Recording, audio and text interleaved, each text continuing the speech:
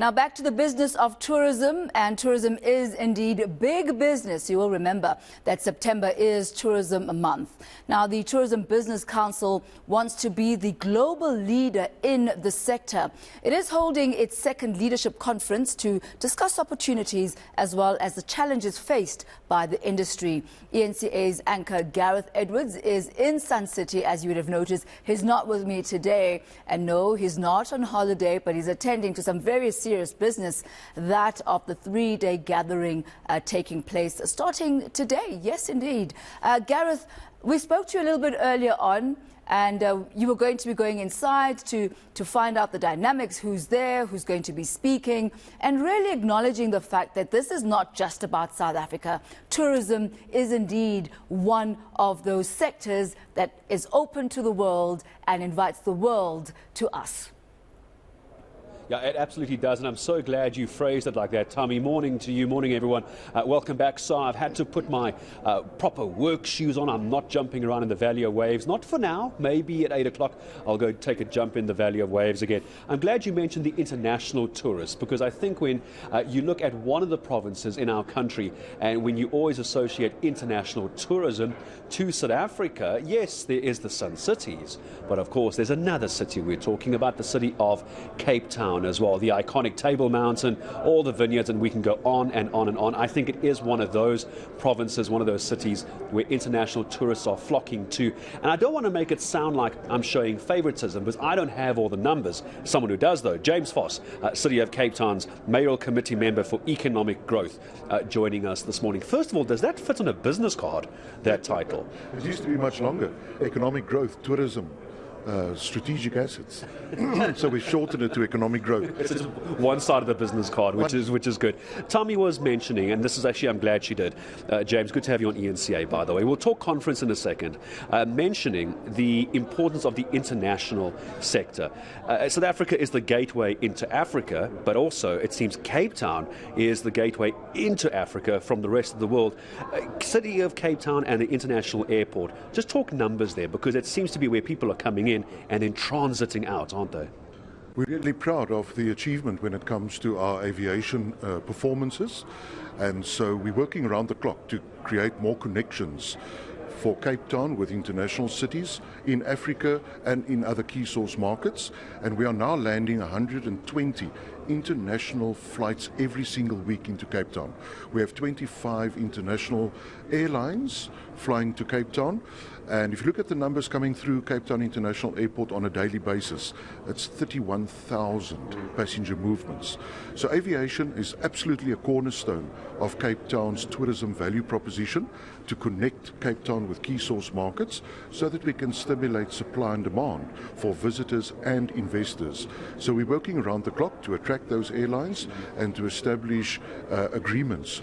There are two concerns that I would raise, and tell me where the City of Cape Town is on this.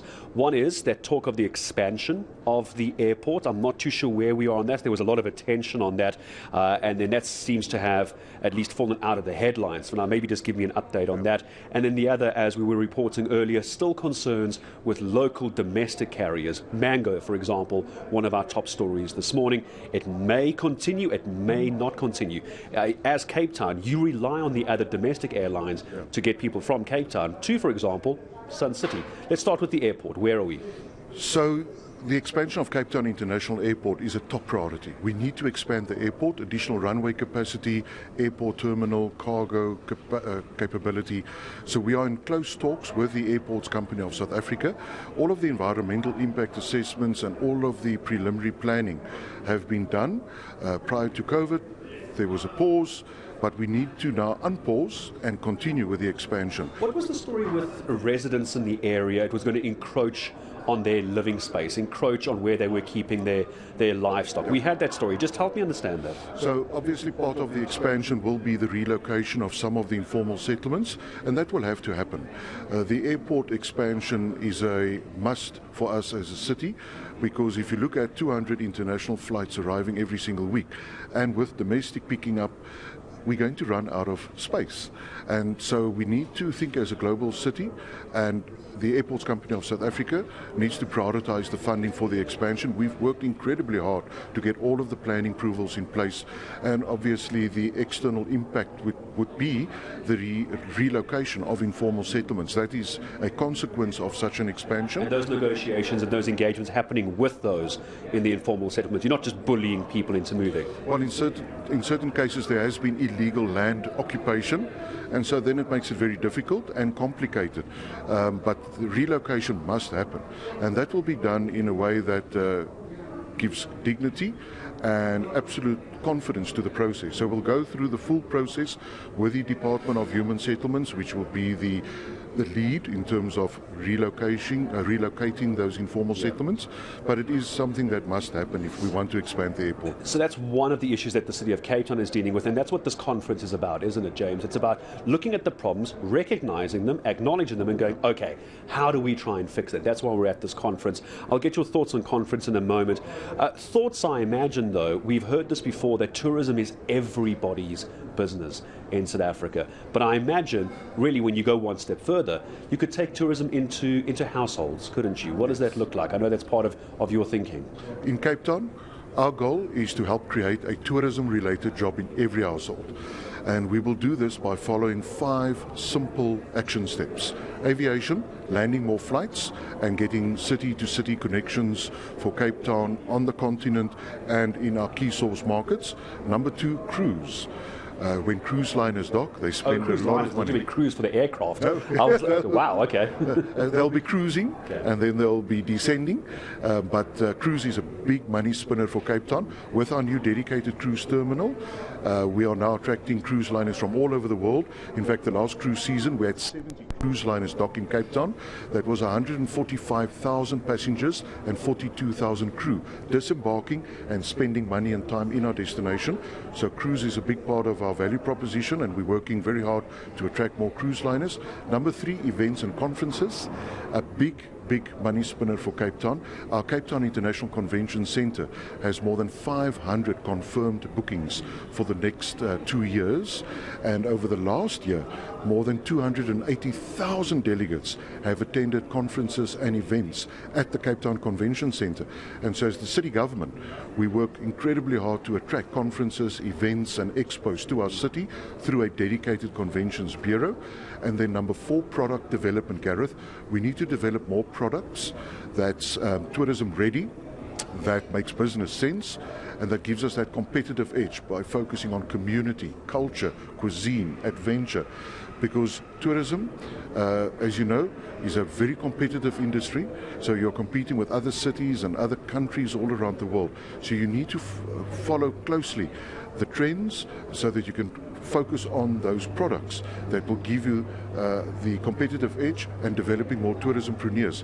And then lastly, destination marketing, backed up with conversion. So it's not just simple marketing, it's marketing measurable ROI that gets you the forward bookings. So there must be a conversion behind it, and that's why the city government, we have now formed partnerships with airlines on the continent. Kenya Airways, for example, we have just signed an agreement with them that they will be going to 40 destinations with our new Choose Cape Town magazine to showcase the unique value proposition of Cape Town. And so with 40 destinations, the in-flight magazine will be Choose Cape Town. So it's those public-private partnerships. Now it's partnerships with large airlines, large corporates, that you're bringing it all together. There's 2 other issues I want to raise just as I start saying goodbye to you, though, as well, James. Blackouts. Cape Town seems to be on a slightly different level when it comes to blackouts, depending where you get your power from. We don't have to go there now. We don't have to go Eskom, City of Cape Town. I understand that. But how damaging is blackouts to tourism? I know it's damaging to the economy. I want to talk about tourism. And then the other is the safety of tourists. We've had those headlines, sadly, international tourists coming here. The optics aren't good. Let's start with blackouts. 2 great questions. Blackouts, of course, it's got an impact on businesses, but what we've seen over time is really a resilient industry that's implemented measures to make their operations more energy efficient. And so as a city government with Cape Town Tourism, we have continuous conversations with industry to see how we can mitigate and help install measures to just make it much more easier for them to operate.